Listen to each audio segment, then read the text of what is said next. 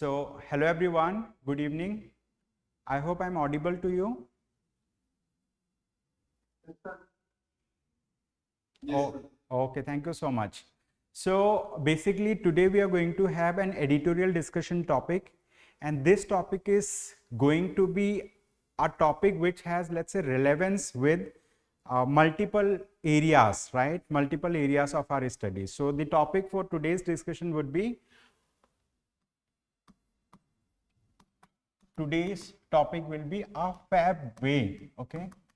A fab way to conduct India-Japan fab way to conduct India-Japan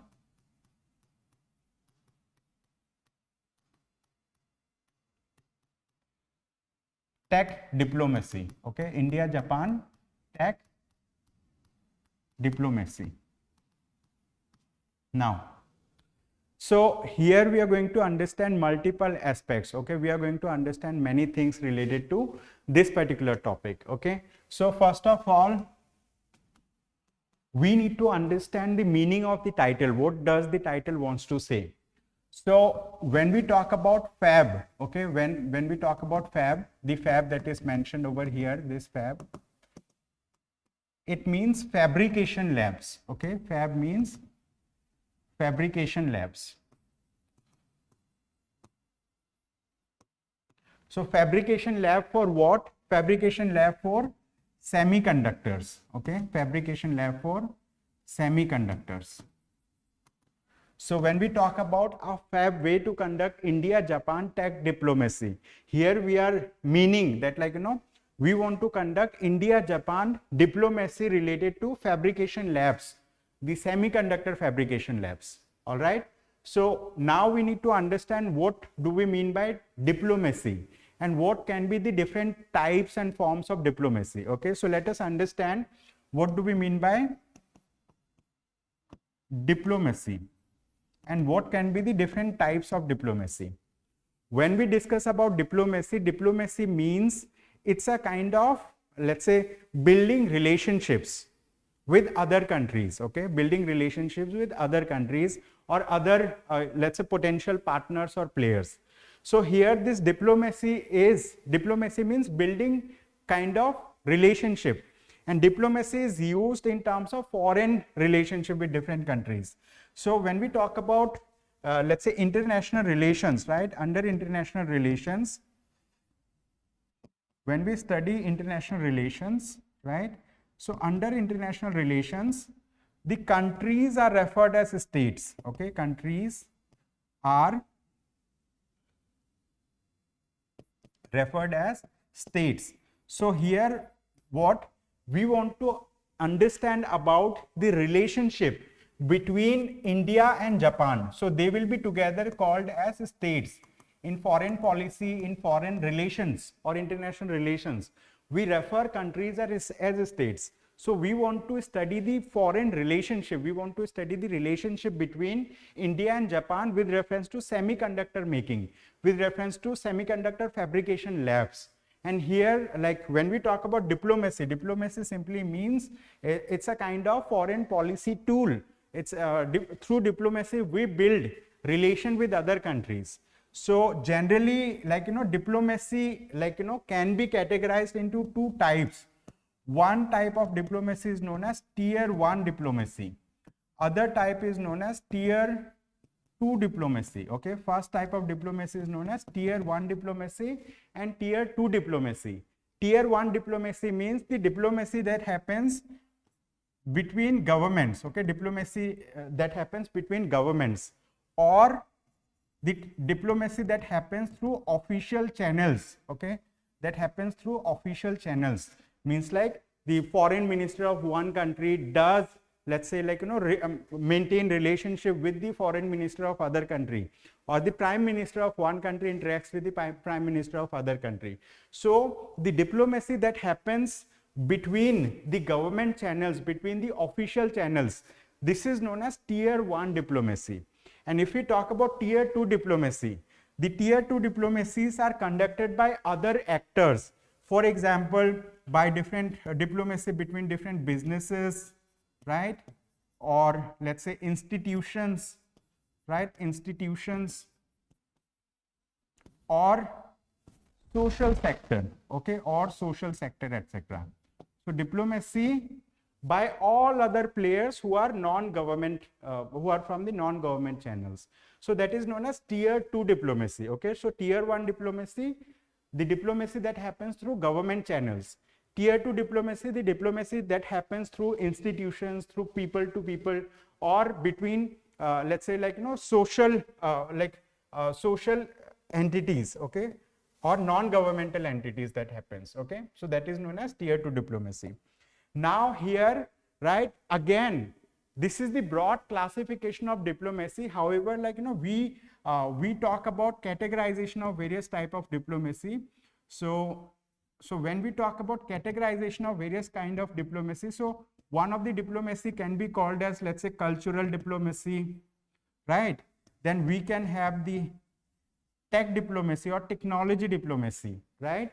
And we can have, let's say, like, various other forms of diplomacy. For example, if we talk about digital diplomacy, if we talk about economic diplomacy, if we talk about defense diplomacy, right? So there can be many such, okay, many such classification of diplomacy. Now, when we discuss about the tech diplomacy, right? When we discuss about tech diplomacy, means like we want to build relationship with Japan in the area of technological field, in the technological field, okay. So we want to build relation with Japan in technological field. Now, what technology are we, let's say, like, thinking of building relation with Japan? So we are thinking of building relation with Japan in semiconductor technology, okay. In which technology? In semiconductor technology. So now, first of all, we need to have an understanding what do we mean by semiconductors, okay. Semiconductors are those materials, okay. Semiconductors are those materials that has a conductivity, okay. It has a conductivity that lies, okay. Its conductivity lies between that of conductors and, okay, between that of conductors and insulators, okay, and insulators.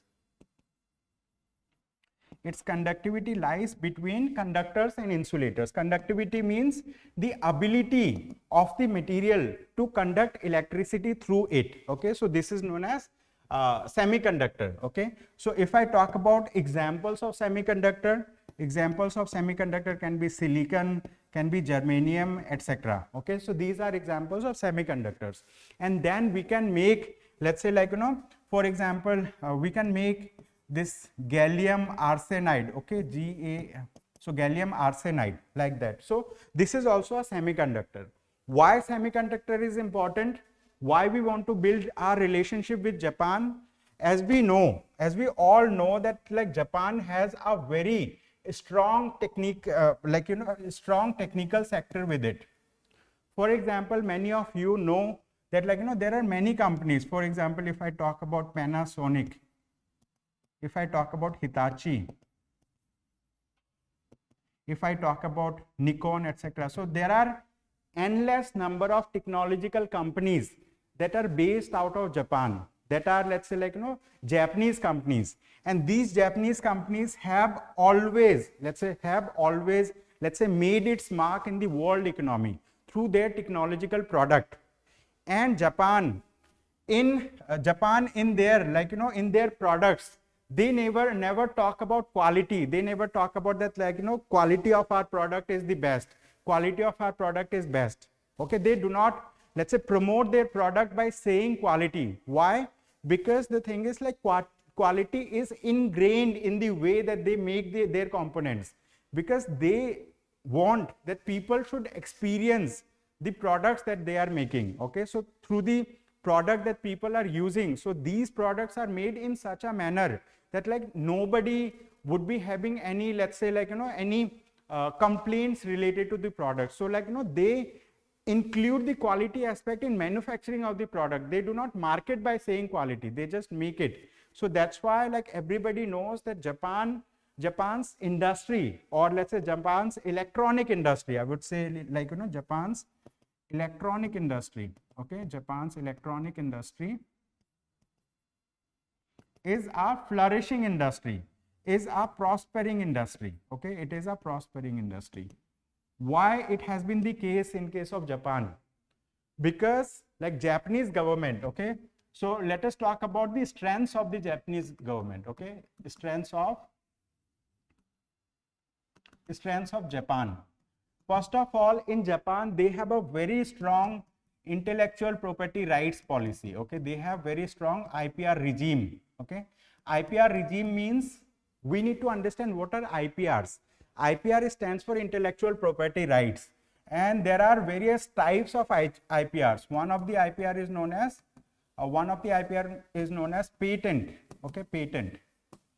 Then let's say there can be industrial design,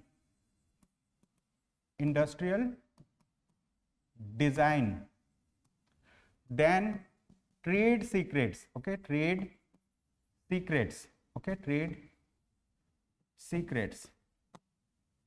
Then there can be many such, for example, geographical indication tags or GI tags are also considered to be part of intellectual property rights. So like, you know, Japan has a very strong intellectual property rights regime.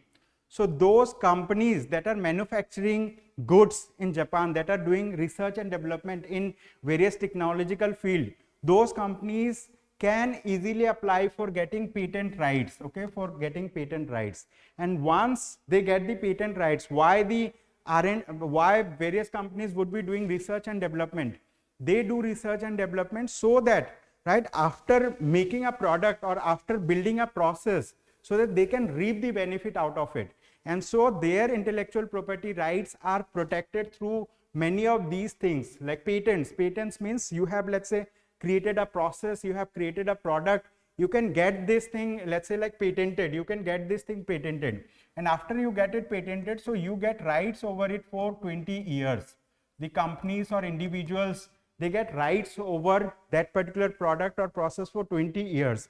During this period, they can manufacture things using their own technology, and they can sell in the market and gain all the profit, or they can allow other people also to manufacture using their process, or using like, you know, they can use their product. In that case, those companies will have to pay royalty, okay, those companies will have to pay royalty to Japan, to the, let's say, businesses of Japan who have developed some kind of products. So the thing is, one of the strength of Japan is like they have a very strong IPR regime, okay, they have a very strong IPR regime. Apart from this, like they are one of the most technologically, okay, they are one of the most technologically advanced countries, okay, technologically advanced country, okay. So Japan is a very much technologically advanced country, okay. It is a developed country, no doubt, but it is a technologically advanced country also.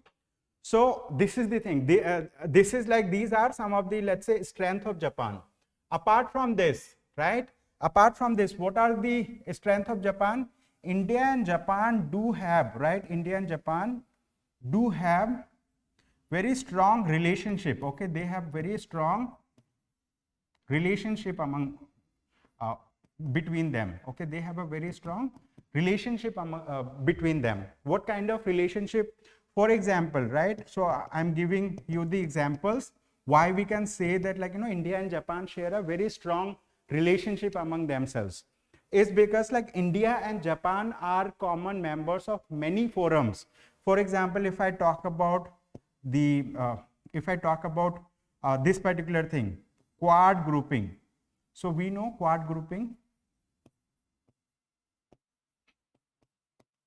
Quad stands for Quadrilateral Security Dialogue, okay.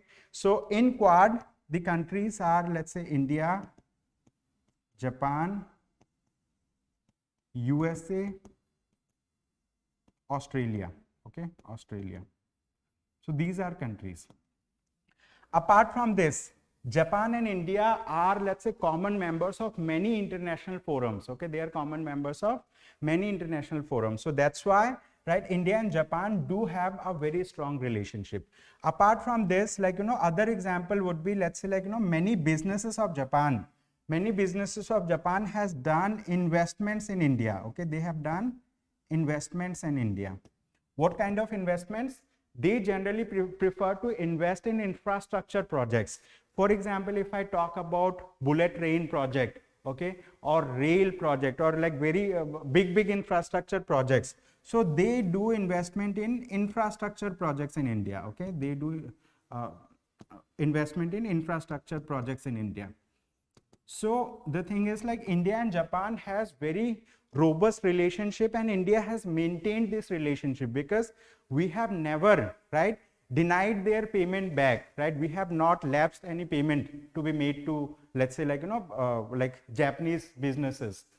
So someone has asked a question, sir, has the relation changed after Abe now during Kishida's prime ministership? We see similar relationship, one we enjoyed during Abe's time. Yes. So basically, Japanese Prime Minister Shinzo Abe, I mean, like, so during his prime ministership, the Mr. Narendra Modi has met with him many times, and, like, we share strong relationships, right, with Japan.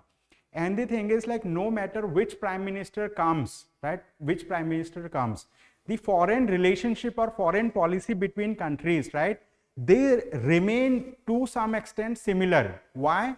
Because, like, here we are talking about two different countries. One country is India, other country, let's say, Japan. Okay, so there are many areas where India and Japan cooperate with one another. Okay, there are many areas where India and Japan cooperate with one another, and they see one another as friends. They see one another as, let's say, allies. So no matter which prime minister comes, right? So let's say, like, India and Japan are members of Quad. So that prime minister is also going to carry forward the legacy of the relationship that has been built over years, because the states exist for very long period of time. For example, a human being, lifetime of a human being may range up to 70 years, 80 years, 100 years, right?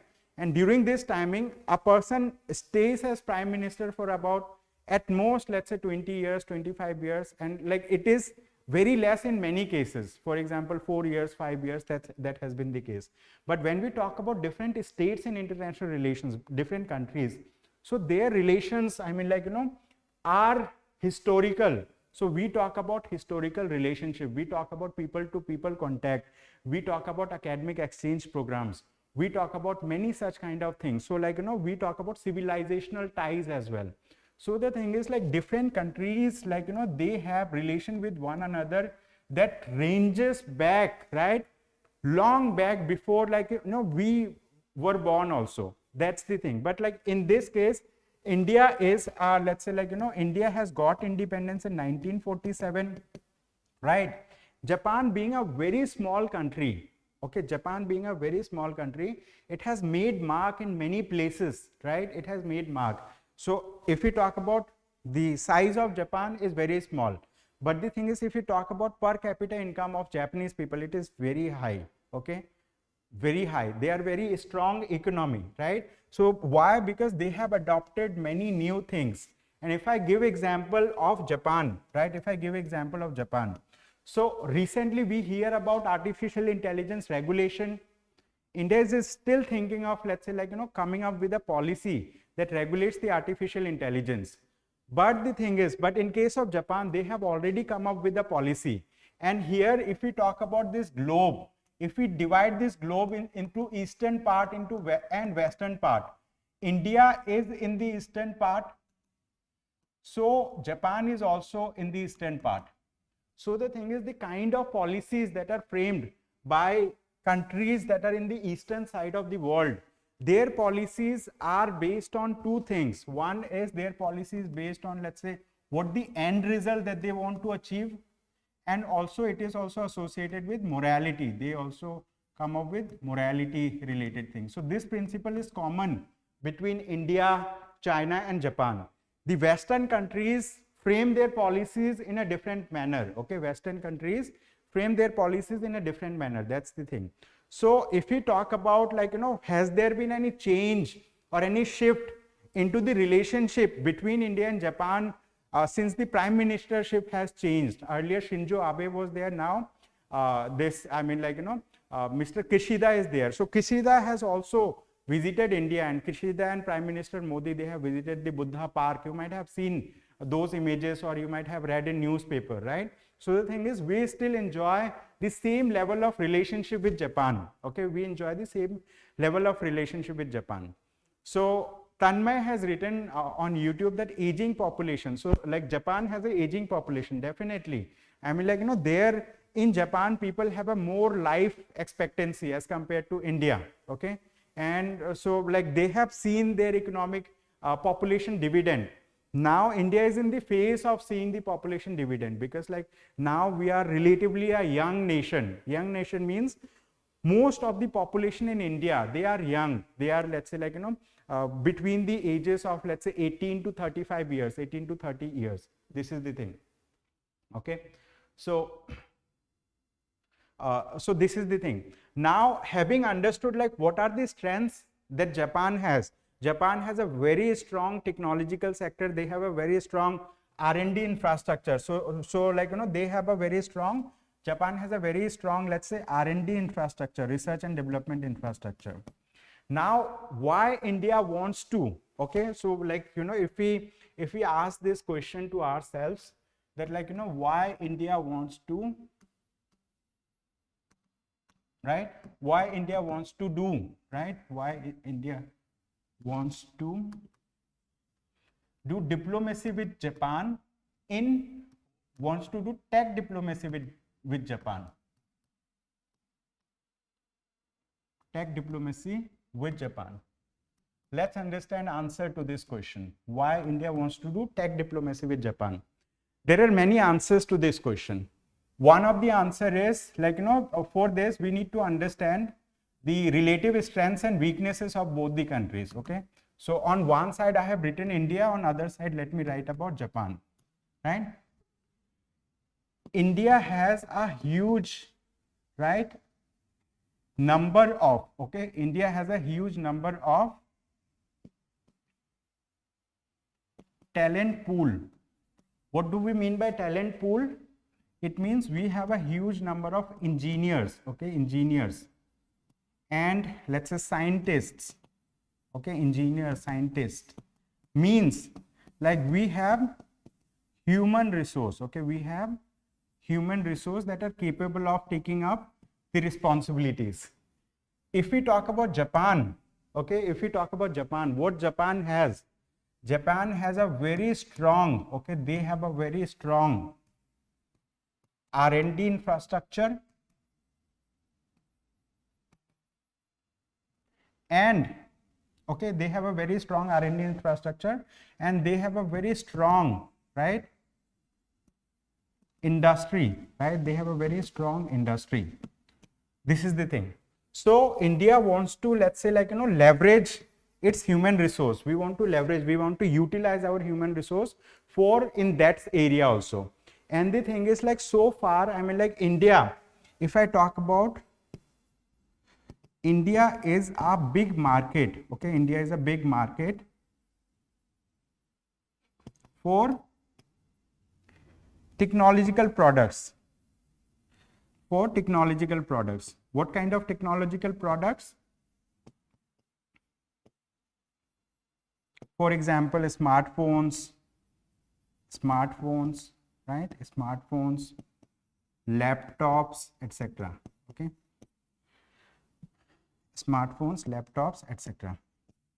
So the thing is, like, you know, we are importing a huge, like, amount of smartphones, laptops, etc. from outside. So, like, you know, we are paying a huge amount of money to outside world for the, let's say, demand that Indian economy has on these goods. Okay, we are paying a huge amount to the world. So that's why what we want to do is, like, we want to leverage our market. So we want to create an economic infrastructure in India where we want to become self-sufficient. Okay, we want to become self-sufficient in meeting the demand, in meeting the self-sufficient in meeting these demands. Okay, in meeting these demands. And for this, what it requires? For this, it requires a strong presence of industry, right? A strong R&D infrastructure in India. Okay, strong R&D infrastructure in India. And also, we need know-how from other countries. Okay, we need know-how. So as we discussed earlier, Japan has a very strong IPR regime.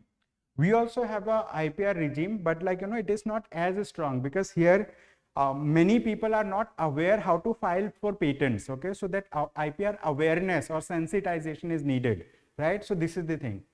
And India has recently, Government of India or the Prime Minister of India has recently conducted, right, a conclave which is known as Semicon India Conclave. It has conducted a conclave which is known as Semicon India Conclave. Okay, why we have conducted this conclave?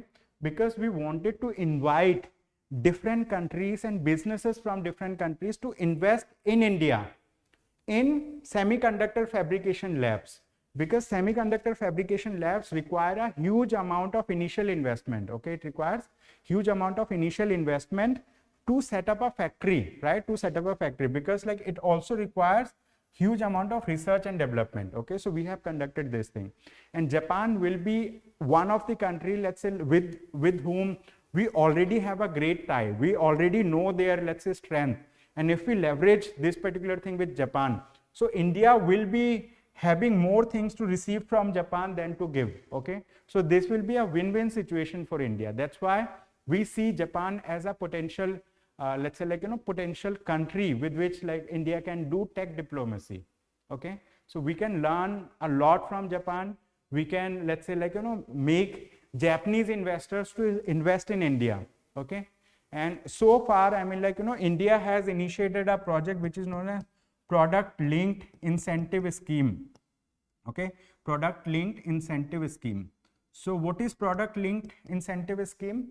So Production Linked Incentive Scheme. So Production Linked Incentive Scheme means those companies which are manufacturing those products, let's say electronic equipments and all, so they will be taxed less. They will be given incentives, right? They will be given rebates in various areas. Okay, so the thing is, like, many other outside companies have benefited from this particular scheme in India. And the thing is, like, initially we have talked about that, like, you know, those companies, I mean, like, earlier we were importing the already fully made components in India.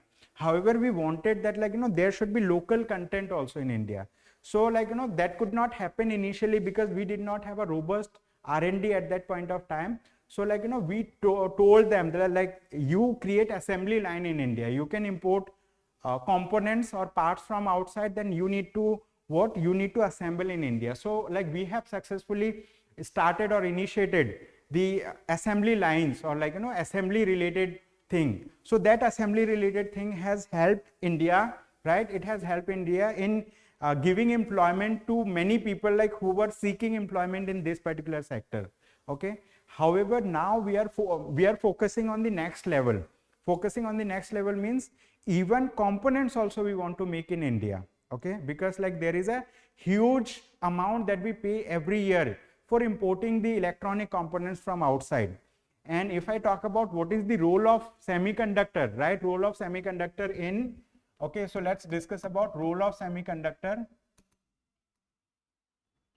Role of semiconductors in electronic components. Okay, in electronic components. If we talk about any electronic component, including this digital board that I am using, inside this digital board we have, let's say, like, you know, semiconductor chips. Okay, we have semiconductor chips, right? Inside this board also we have semiconductor chips, and even in mobile phone, in laptop, and it has become a basic necessity for most of the people, right, in the country. Everyone, almost everyone does have a mobile phone with him. And recently one of the state government has started distributing mobile phones as a government scheme. The government of Rajasthan, it has started distributing mobile phones to the people, right, to the, I think, women, right, in that state. So that's the thing. So Tanmay has written something. I'll read the comment and then like I'm going to go a little further. So Tanmay has written advanced technology, nanotechnology of Japan and advanced technology in utility services like daily use, transport, environment, which help for SDGs. Definitely you have written it right. Then India and Japan important for each other due to geographical position. Definitely. And like if I talk about like, you know, in related to disaster management also, like Japan has come up with its Sendai Framework for disaster risk resilience. India has come up with similar thing. Okay. So like we have come up with this like government, the Prime Minister of India, he has initiated a similar project. Okay. That like coalition for disaster resilient infrastructure. So in India, like, you know, we had CDRI, Coalition for Disaster Resilient Infrastructure, and they had Sendai Framework for disaster, let's say, mitigation and all. So there are many things that we are learning from Japan, even Japan is learning from India, and these two countries can together contribute in each other's, like, you know, development. And semiconductor, related to semiconductor, government of India is thinking of coming up with a, like, you know, with a, let's say, act. So there is a act which is known as CHIPS Act. So this CHIPS Act is of United States of America. Just for an example, this act actually incentivizes the companies that are based in USA for manufacturing the chips, okay, semiconductor chips and all. So India is also planning to come up with this. And in India, right, in India, what we have done is, in India, we have established National Research Foundation, NRF. Okay, we have established a body which is known as National Research Foundation. What is the role of this body? This body is going to collaborate with the government, it is going to collaborate with the industry, and it is going to collaborate with the academia. Okay, academia. Academia means research institutions. Why? For doing research and development.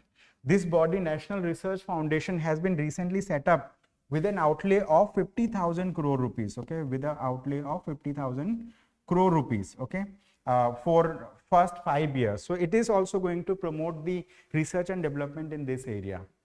And recently, like, you know, today itself in the newspaper came that Japanese government, what they have done is they have come up with one specific, let's say, policy or principle. This is known as social principle for human-centric artificial intelligence. Okay, so Japan has come up with something. So like this is, I mean, like this you can cite as, let's say, the strengths of Japan. Okay, so Japan is also thinking of regulating, okay, regulating the AI, okay, regulating the AI, artificial intelligence.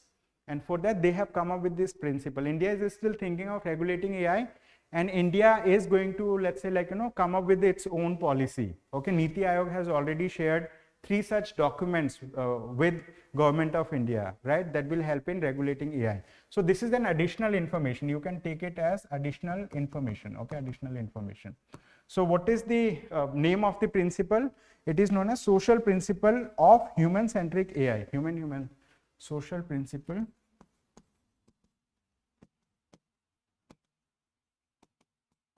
Social principle of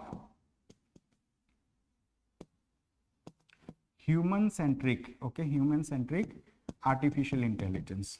So this is the thing. So they have created this particular policy in Japan.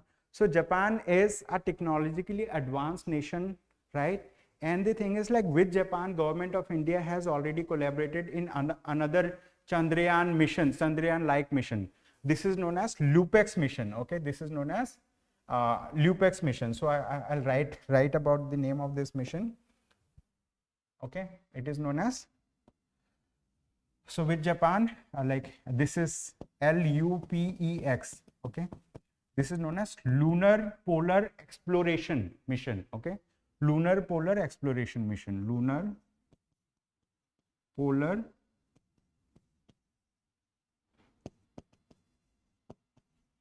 Exploration Mission. Okay, Lunar Polar Exploration Mission. So the thing is, like, what is this? Under this, like, Japan is going to send a moon mission, and there Indian Space Research Organization is going to give, right, the lander module and rover module to them. and that lander module and rover module will be more advanced and sophisticated than the lander and rover module of Chandrayaan 3 as well. Okay, so this is the thing. So this is like, this LUPEX mission is of, let's say, it talks about collaboration between India and Japan. Okay, it talks about collaboration between India and Japan. This is the thing. So that's why we also want to collaborate with them in establishing semiconductor fabricating labs in India. Okay, we want to collaborate with them in semiconductor fabrication labs. Tanmay has said like, ye recent news hai. Yes, definitely, it is a recent news. Okay, then PPP model, he has mentioned PPP model, HADR, okay, like that. So the thing is like, there are many things that like India can benefit from Japan. So that's why we want to conduct, let's say, like, tech diplomacy with Japan. We want to learn from them, and we already have an IPR infrastructure in India, but like we need to make it more robust so that like, the people who are going to invest in India, who are going to invest in Indian, let's say, industries, right, for doing R&D. So they should be given, let's say, like, this IPR benefits as well. So government of India does have a track record of providing good IPR regime to the companies who are doing research and development in India. However, there are many concerns related to IPR also. Okay, one of the concern is like, compulsory licensing. Okay, many of you might have heard about one thing. This is related to IPR. I will share this particular thing. IPR, all of us know, it is intellectual property rights. Under this, we have different types of intellectual property rights that I have written earlier. The patents, geographical indication, or let's say like, industrial design, trade secret, etc. Right? So in India, one of the issue with IPR that people consider is compulsory. Okay, compulsory licensing. Okay, licensing. So what do we mean by compulsory licensing? Compulsory licensing means that, let's say, there is an individual or there is an organization. That individual or organization has made a product. Okay, they have made a product, let's say A, or they have built a process, let's say P. So the product and process, both of them can receive, let's say, like, patents. They can both receive patents. Okay, even if they are given patents by our patent registrars in India. But the thing is, government of India can tomorrow, so once patent is granted, so they get rights for 20 years, right? They get rights for 20 years to manufacture that product solely themselves or through this process. If they want, if this company wants, they can allow other companies also to manufacture. However, they'll be getting royalty on this. But government of India does have a loophole on it, which is known as loophole, or means like a way to bypass this particular regime, which is known as compulsory licensing. Okay, which is known as compulsory licensing. So under compulsory licensing, what the government can do, government of India can allow, right, can allow any other company, okay, any other company,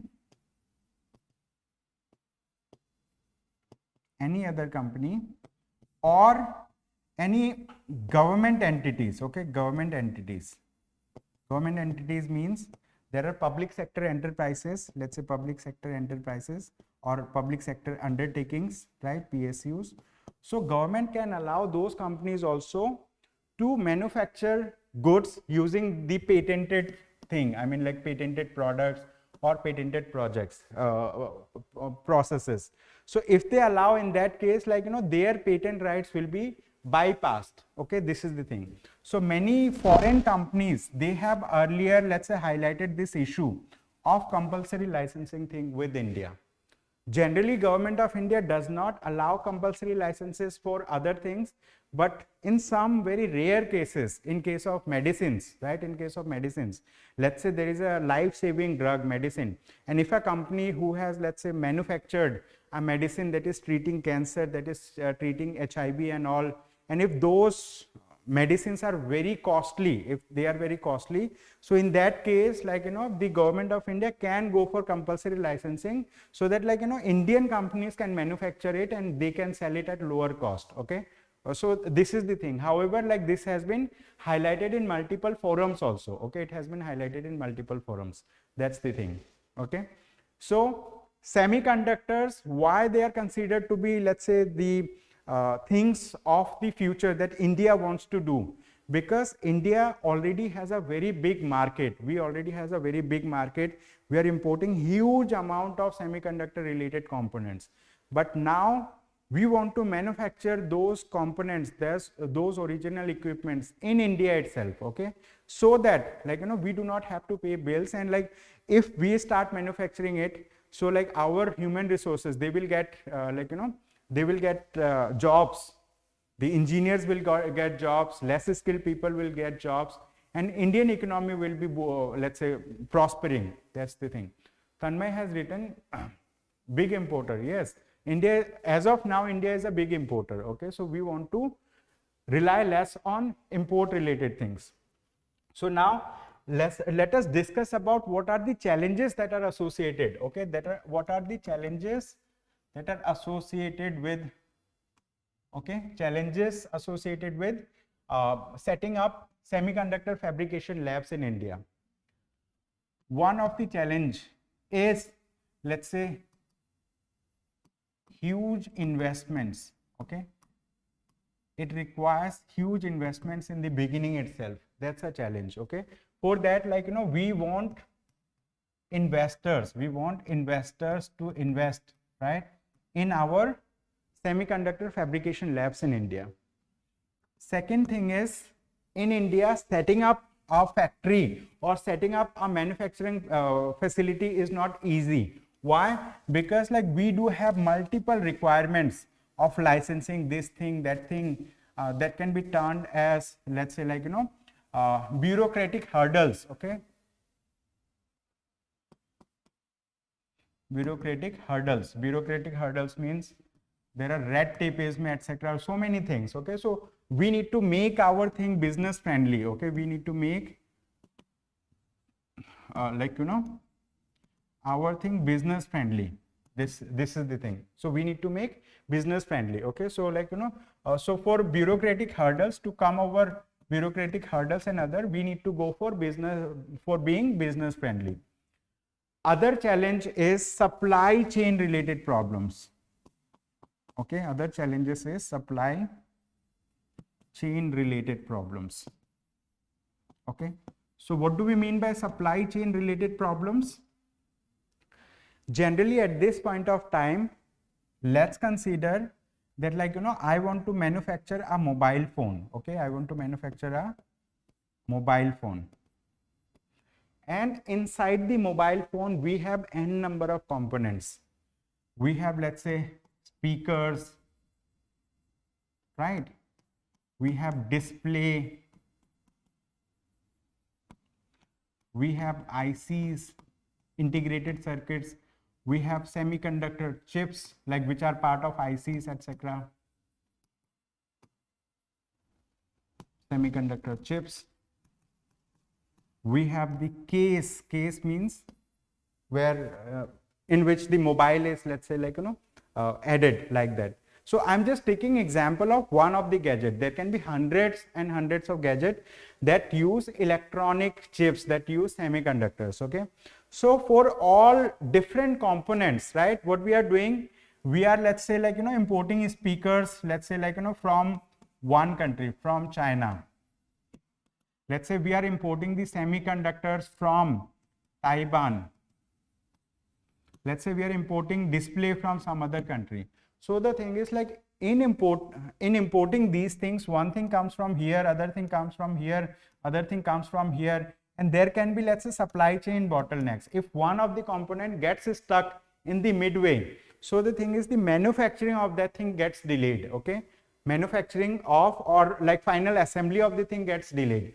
So that's why what we want to do, we want to address the issue of supply chain problems. How we can address?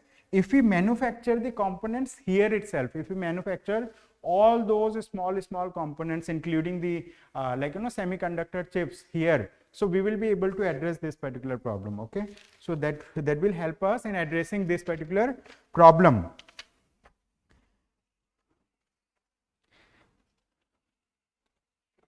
So other problem is related to, one of the problem that we have discussed is IPR related problem. I mean, like many countries do not trust much on India's IPR regime. Okay, so like we need to build their trust also. We need to give more, we need to make IPR a more robust thing.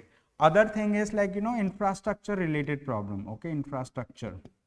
So we need to create infrastructure so that, like, you know, we can start manufacturing facilities also. So there are many problems that are existing. However, since Japan is a good partner for India, okay, so like with Japan, we can work out on all these challenges. We can work out on all these challenges, and we can, let's say, like, you know, start making, right? We can start making semiconductor, or we can start fabricating semiconductors in India. Okay, that's the thing. So now, as of now, what has happened, what is the, let's say, like, what is the way forward? So like, you know, the government of India wants to partner with China in many areas. Okay, we want to partner with not China, Japan. Okay, so what are the areas that we want to partner with them? So areas of cooperation, I would say areas of cooperation between India and Japan related to semiconductors. Okay, so I'm just going to write related to semiconductor. One of the thing is like, you know, we will take their help in semiconductor design. Okay, semiconductor design means how to design it. Second thing is like, we want to take their help in manufacturing. Okay, we want to take their help in manufacturing. Design is a different aspect, manufacturing is a different aspect. For example, let's say I want to make this semiconductor chip here. Let's say, like, you know, I want to have a component like this IC over here. I want to have a component, let's say diode over here. Okay, I want a component here like this. This is designing. Okay, designing, initial designing. So we need their help in designing aspect. We need their help in manufacturing. For manufacturing, we need different kinds of machines that are actually going to, let's say, like, you know, make it. Third area would be to equipment research. Okay, so we want to do equipment research. Then the fourth area would be establishing resilience in the semiconductor supply chain. Okay, we want to establishing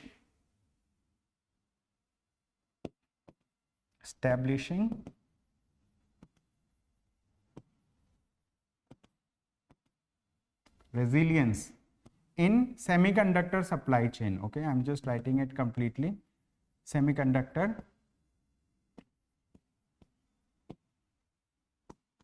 supply chain. Okay, we want to build resilience in semiconductor supply chain also. And so these are the areas of cooperation. Then we want to also cooperate with them in talent development. Okay, talent development. That's the thing. Tanmay has written something.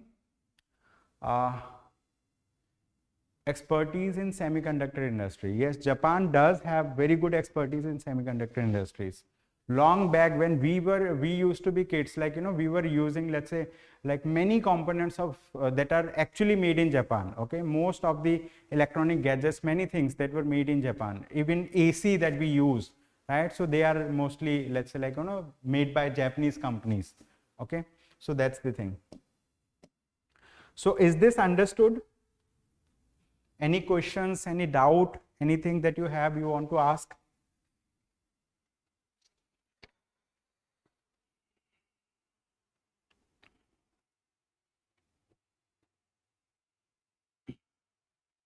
So what will be the way forward for us?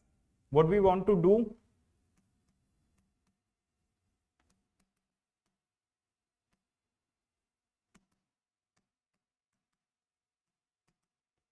Number one, what we want to do is like, we want to engage with the private sector of Japan. Okay, so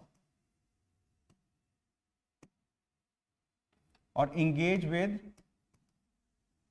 private sector. Why private sector? Because their private sector can invest in India, right? Their private sector can invest in India. This is one thing. Second, like we need to go for bilateral agreements and frameworks, okay? Bilateral agreements, and we need to sign bilateral agreements with Japan. So naturally, like this will come first, okay? Don't go into this, what we say, chronology, okay? So we want to go for bilateral agreement also with Japan, related to many things, like, related to supply chain, building many things, okay? Anand has written Walkman, TV, FM radio, yeah, many of these things used to be there. Yes, sir. What is the role of paradiplomacy and federalism in this, especially with respect to Vedanta incident and tussle between Maharashtra and Gujarat and its gradual exit? Okay. So we will talk about that thing. Okay, we will talk about that thing. So now, so we need to engage with the private sector also, so that they start investing in their, like in India.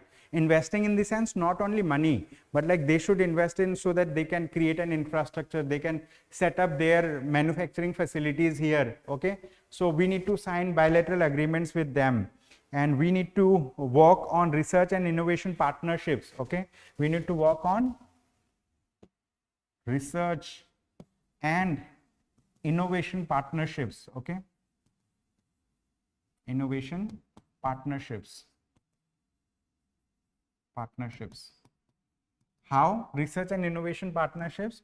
One thing is, let's say, like we can have a student exchange program from India to Japan, from Japan to India.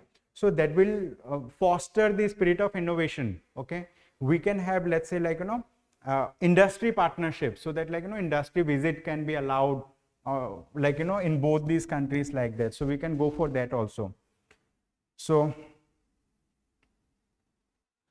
we can go for diplomatic engagement. Okay, we can go for diplomatic engagement. Okay, diplomatic engagement with Japan. Okay, with Japan and its industry, like that. So there can be many such things that we need to look forward. Okay, so that, like, we build a strong like relationship with Japan in case of technical diplomacy as well. Okay, so this is the thing. Now apart from this, so like we can foster an innovation ecosystem in India.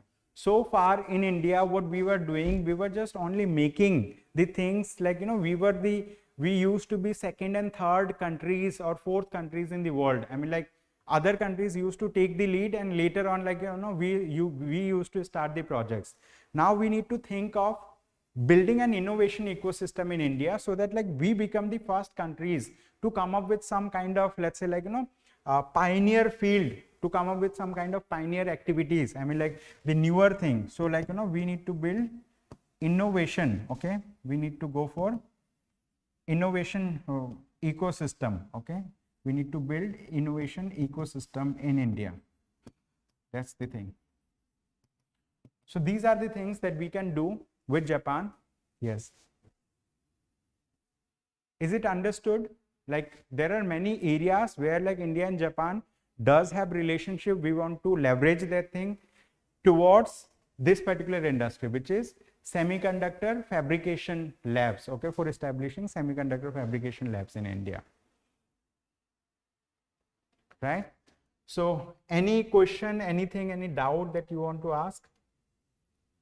So now someone has asked, let's say, like, tussle between Maharashtra and Gujarat and its gradual exit. Okay, so the thing is, like, there will be hiccups in the sense, in the relationships, but the thing is, like, in one of the state, if something happens, it's not going to bring down the entire relationship that India has with Japan, because, like, these relationships are at national level, are at a state level. I mean, like, state level. So the thing is, anything that hiccups that comes, government of India, the, let's say, foreign minister of India or science and technology minister in India can talk about with the, let's say, counterpart, and, like, we can resolve any issues that come up with. Okay, so we need to look forward for building a very strong relationship where, like, there should be room to discuss about, let's say, hiccups. There should be rooms to mutually, let's say, settle the issues that exist between these countries. That's the thing.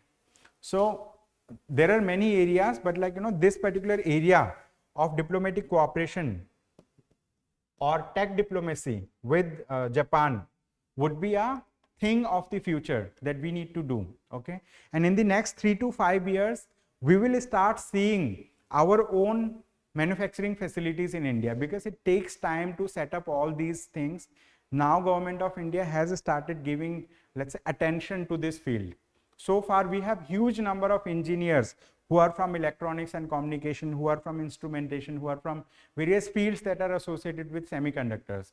So we had the talent pool, however, since we did not have the facility, right, where these people can be employed, so their talent used to go waste. Okay, and at the same time we did not develop an infrastructure here. Okay, now is the time that we are looking forward to, let's say, address this particular issue from the from its core, because now we are thinking of doing R&D in the most basic components. Okay, and that will help growing other let's say related or ancillary industries also. That's the thing. Okay, so that will be all from my side for the day. I hope you might have understood the entire context related to this. Thank you so much everyone for joining today's session. I hope you have a good day ahead. Thank you.